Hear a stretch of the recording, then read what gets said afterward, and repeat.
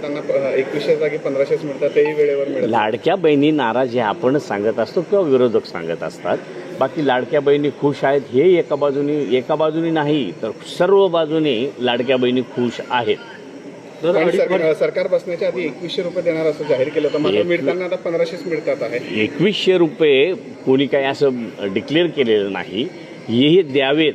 आधी तर विरोधकांनी हे 1500 देणारच नाहीत, यांच्याजवळ देण्याची ऐपतच नाही, अशाच पद्धतीने सुरू केलं होतं. नंतर काय तर 2100 देणार आहे. 1500 दिले नाही ते 2100 कसे, पण 1500 दिल्यावर बाकी 2100वर जास्त जोर धरला.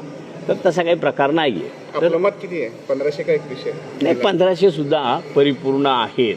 कारण ज्या पद्धतीनं आता 1500वर महिला खुश आहेत. महिला म्हणजे ज्या वयोवृद्ध काही महिला त्याच्यातून सुटून गेल्या होत्या त्यांनाही त्याचा लाभ मिळाला आहे.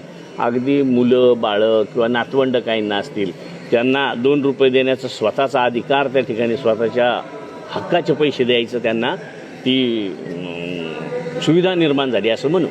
2.5 वर्षानंतर नवीन मंत्रिमंडळात समाजगी घेण्याचं अजितदादा म्हणताय. नवीन लोकांना काय सांगाल? चांगलं होईल. नव्या चेहऱ्यांना सगळ्यांना संधी मिळेल. त्याच्यामुळे त्याच्यात काही चांगलेच धोरण आहे ते.